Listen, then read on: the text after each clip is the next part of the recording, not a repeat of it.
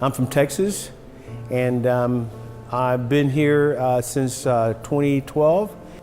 You know, at that particular time, I was on drugs for a very long time, and I thought that was going to be the way I'm going to die. How you doing today, Miss Barbara? How you doing? Hey, I'm doing great. Doing wonderfully well. So, Miss Barbara, what you do this week? Same old thing. Well, same here. I was consumed with drugs. I was consumed with alcohol.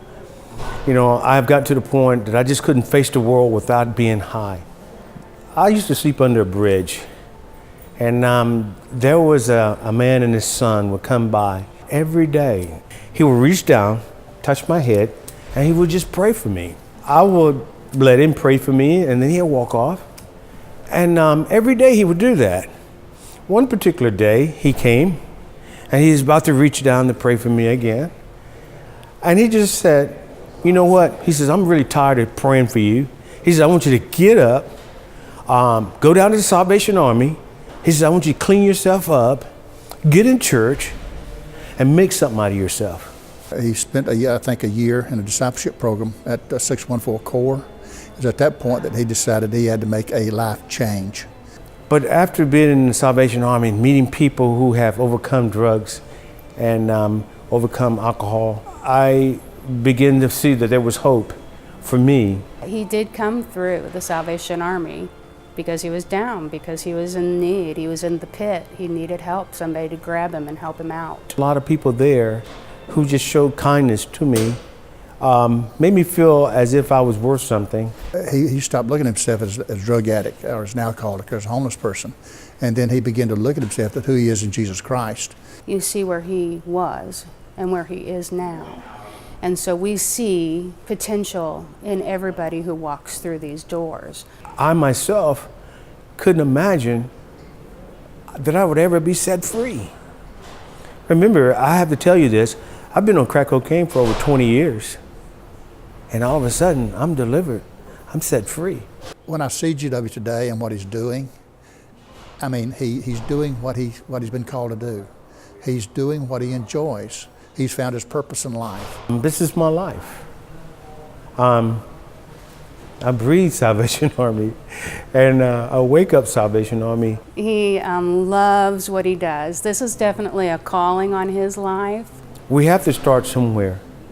And even if it's starting late in life, at least we started somewhere. The people that I have encountered in the Salvation Army has welcomed me and has showed me respect, have shown me love, have shown me that they care, and also have given me hope when I didn't have hope at all. He was transformed and he was saved, and I think physically as well as spiritually. And I think, so now we have this man who has been transformed, who is now leading the way to transform, let's just say 6 men, who then can transform 6 more men each. And how that ripple effect happens, because as a community, isn't that what we're supposed to do? One at a time, but that one can then get more and then more. We need to be out there showing people the love of God.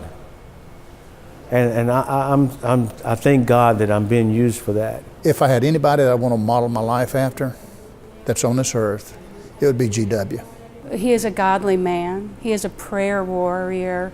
He is a man who loves those who are in the pit. I think about the future, because I have a future now. I think about what God is able to do with a person like me, you know, that he could do with anybody. Because of where GW's been, he can relate to where a lot of those guys have been. And he's able to share with them how he moved from this level to the next level and what it took to get there. And you know, unless you've experienced what GW's experienced, there's no way you can teach that to anyone else. And it's not only his teaching, but it's his example. He lives what he teaches. And when the guys see that, he says, yeah, that's true. If he can do it, then I can do it. It made a difference in my life. So I wanted to make a difference in someone else's life.